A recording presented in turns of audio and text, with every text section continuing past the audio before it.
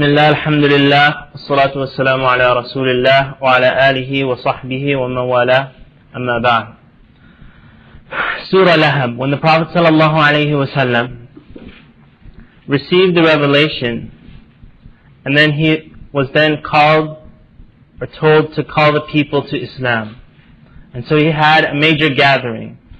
And as you'll see, like we said about the profile of the character that we made, he would know, and his name was, we said, Abu Kalb, right? Abd al-Shams. He would know very well the style of the Arabs when someone would attack them. For example, they would have, if somebody wanted to raid a village, they would go on the outskirts, wait until nightfall, wait until, around Fajr time where people are most asleep, and then they would attack them when they were, or had the most sleep. And so if anybody saw this, they would climb up on a mountain in their village and they would shout out, Wa sabaha, Wa sabaha. When you put the wow in front of a word and then you put a ha at the end, then it's like calling out. So for example, Salman came in late for class, right? And every day he's coming in late. And then we put a wow in front of his name and an alif, we go, Wa sarmada, right? Wa sarmada. And if you do it like really long, like Wa sarmada, that means like, woe to you, why do you keep coming late for class? And you can do that for Wa islama, or if you know the story of Mu'tasim, the Khalifa, when the woman was attacked by one of the non-Muslims, and she called out Wa Mu'tasima, and her statement that she called out to him, why aren't you helping, like the Muslim women, and then he started an army, like they said, the beginning of the army, arrived at the non-Muslims, and the end of the army still hadn't left, because of that one woman calling out in his name. So they would get up on the mountains and they would say, Wa sabaha, woe to an evil that's going to come to you in the morning. And they would say it in a much more violent way than the way I'm saying it right now, because it's the morning right now. Wa sabaha. So the Prophet ﷺ, he got up on this mountain and he basically said the same thing. He said to the effect of Wa sabaha, but he was calling the people, Beni so-and-so, Beni so-and-so, and he was calling the tribes, calling them specifically. And the people, they heard this and they started saying that this is a Sadiq al-Amin, the truthful one. He's calling us, let's find out what's happening. So it wasn't just a casual, there's a lecture going on. No, it was a serious thing. He was calling them all out. So they all gathered there. And then he told them, and this makes you understand the story a little better, that he said after everybody had gathered, and this wasn't just anybody calling out, it was Muhammad sallallahu alayhi wasallam who was doing it. So he said to them, if I told you there was an army behind this mountain waiting to attack you, would you believe me? And this was their custom. And he was the most truthful amongst them. They say, there's no doubt we would believe you. We've never tried or we've never experienced a lie from you in your whole life. And then he said, فَإِنِّي نَذِيرٌ لَكُمْ بَيْنَ يَدَيْ عَذَابٍ شَدِيدٍ. That indeed I'm warning you of a grievous punishment about to befall.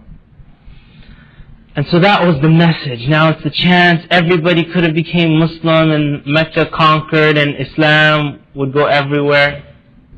And that was the moment where Abu Lahab said and called out on behalf of the whole group, تَبًّا لَكَ. He said, may you perish, may you be destroyed. أَلِهَذَا جَمَعْتَنَا. He said, you gathered us only to say this. And Abu Lahab walked away, and all the people walked away with Abu Lahab. And so Allah subhanahu wa ta'ala revealed this verse, this surah. أعوذ بالله من الشيطان الرجيم. بسم الله الرحمن الرحيم. تبت يدا أبي لهب وتب ما أغنى عنه ماله وما كسب سيصلى نارا ذات لهب وامرأته حمالة الحطب في جيدها حبل من مسد. This surah, it has different names. It's known as Surah Lahab, it's known as Surah Masad, and it's known as Surah Tabbat. So Surah Lahab, which is flame, masad, you'll see that coming inshaAllah, and tabbat, which means to perish. Abu Jahl's name, obviously Jahl means ignorance, and that wasn't his name, but that was the name, the official name he got after that. His real name was Abdul Uzza. Uzza was their idol. Ibn Abdul Muttalib. His wife was known before as Al-Awra Jamil bint Harb. Al-Awra Jamil bint Harb. Awra means like cockeyed. Al-Awra Jamil bint Harb. And they both of them, the husband and the wife, they spent their lives harming the Prophet ﷺ in any way that they could. They would follow him, they would curse him, they would physically abuse him ﷺ. And because of that, they became of the most wretched people in all of the history of humanity, because Allah subhanahu wa ta'ala revealed this upon them. In ayah number 1, Allah subhanahu wa ta'ala says, Tabbat yada abi lahabin wa tab. You'll see the the word tabbat coming twice. Correct? Tabbat yada, the hands of Abu Lahab wa tab. And he is perished. Okay, let me go through the words, inshallah. Ma aghna. Aghna is benefit him. Maluhu is his wealth. Wa ma kasab, and what he accumulated. It says there his children, but what he accumulated, kasab is what he accumulated. Ma aghna, that it didn't benefit him. Sayasla, meaning that he'll be thrown into. Naran is the fire. Dhata is a description of that fire. Dhata lahab. Lahab is the flame. Is the fire of flames. Wamra'atuhu, imra'a is a woman. Wamra'atuhu, his wife. Hammala is the carrier. Al-hatab, which literally means wood. We'll explain that inshallah. Fi jidiha, in her neck. The jidiha is her neck. Hablun is rope. Min masad, of palm fiber. Ayah number 1, like we said, tabbat comes twice. The first one, tabbat means destruction. And it says they're perished, but it means to lose everything. So if someone loses everything, they'll say tabbat. It would be said to them, if you want to curse someone, tabban lak. May you perish, may you lose everything, and may you be destroyed. And so Allah subhanahu wa ta'ala is saying, it's almost as if the first one is a curse, and the second tab is a statement of reality. And they're both statements of reality. Tabbat yada. May the hands, or perish the two hands of Abu Lahab. But it's not like anybody else making a dua against someone. This is Allah subhanahu wa ta'ala saying that perished be his hands, wa tab, and they are perished. A statement of reality. In this perishment, and Abu Lahab was, and you'll see statements coming up from Abu Jahl, Abu Lahab, statements that would come up where they would start saying things like, oh, my wealth and my children will avail me in some way on the Day of Judgment. And so Allah subhanahu wa ta'ala is saying that there's no wealth that will avail him. And then it says there, وَمَا كَسَبْ, his children, but that actually, everything he accumulated in life.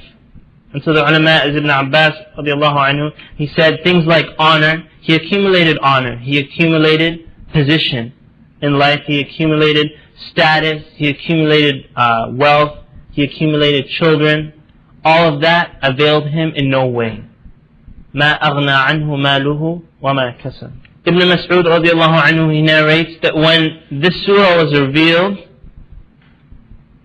when the Prophet ﷺ called the people to Iman, Abu Lahab said that if what the son of my brother says is true, I'll merely ransom myself on the Day of Judgment.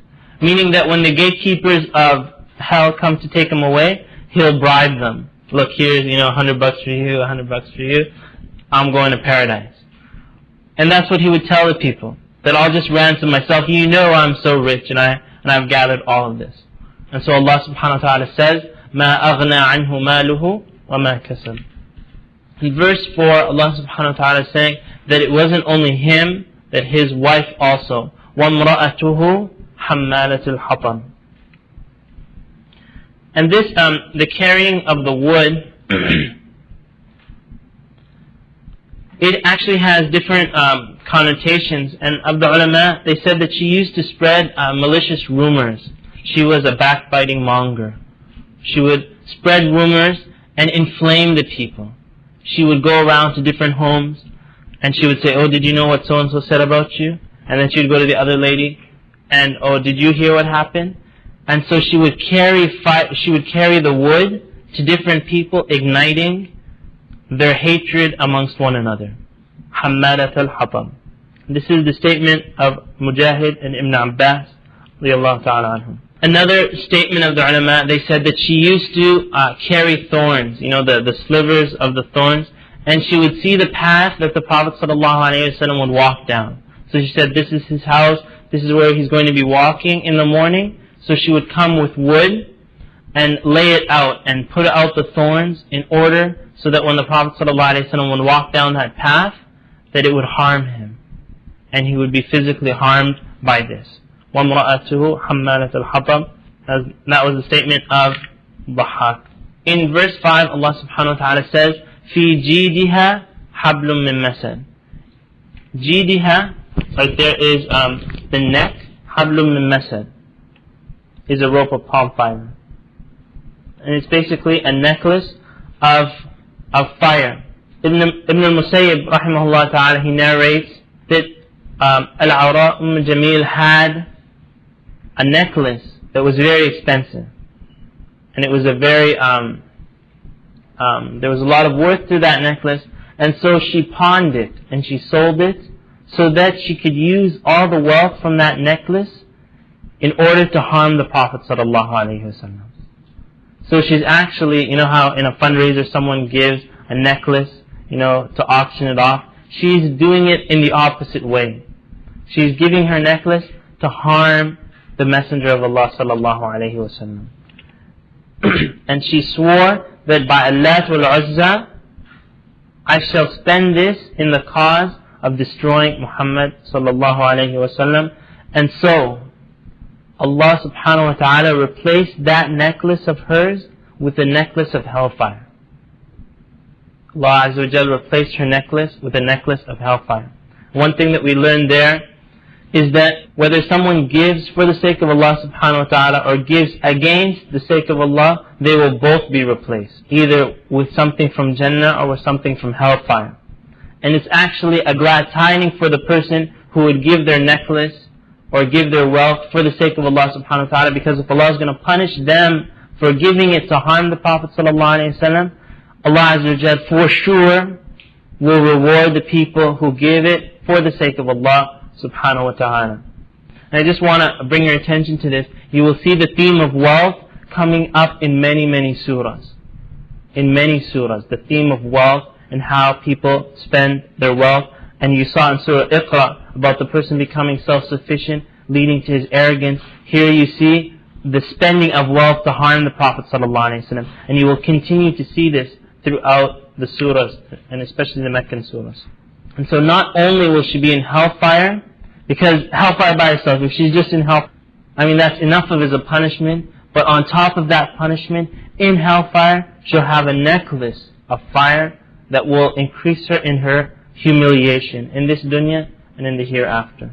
Have you ever seen Muslim school children when they recite the surahs? You ever heard the recitation? Right? You have heard it.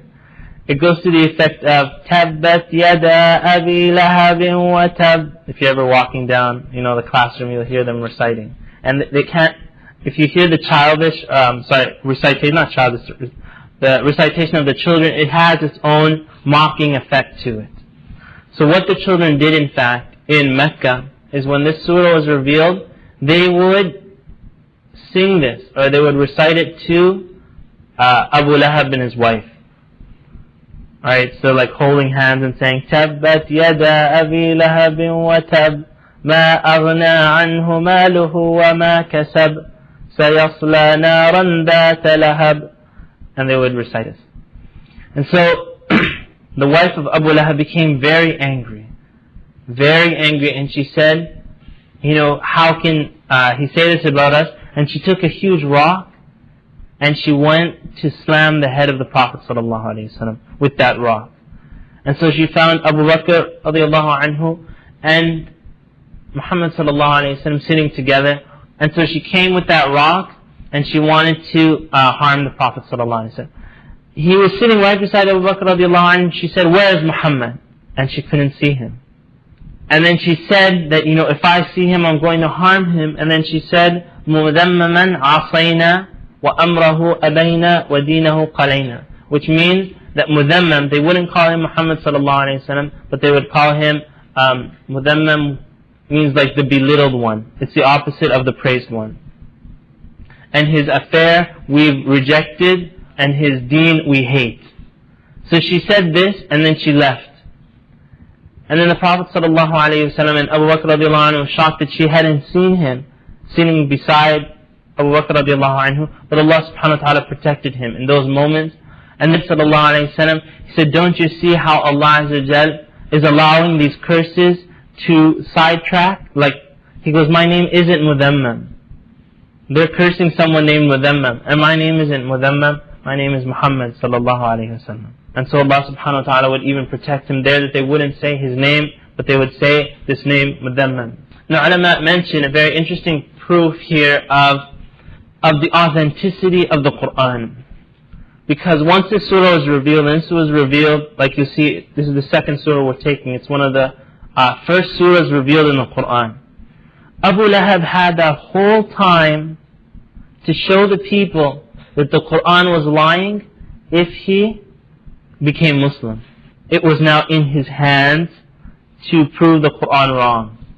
Because if he became Muslim, even if he was faking it, and he just went outside and said, look, I'm Muslim and the Quran says that I'm in hellfire. How can this be? He had it in his hands to do this. But he would never admit that till the day he died. Because Allah subhanahu wa ta'ala had decreed that this person would be in hellfire. There's no way that guidance could ever come to him after that.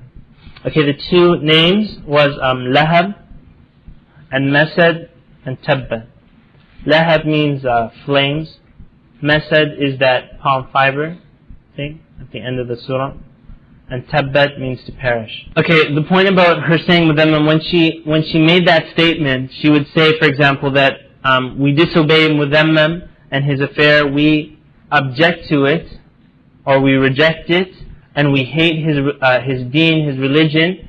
She was using the word Mudhammam, and the Prophet ﷺ said that, don't you see how Allah is averting their curses from me? So they wouldn't say, we disobey Muhammad, they say, we disobey Mudhammam. And so the fact that they used a different name, he says, my name isn't Mudhammam. So they're talking about someone else. And this is how Allah subhanahu wa ta'ala protected his name, sallallahu alayhi wa sallam.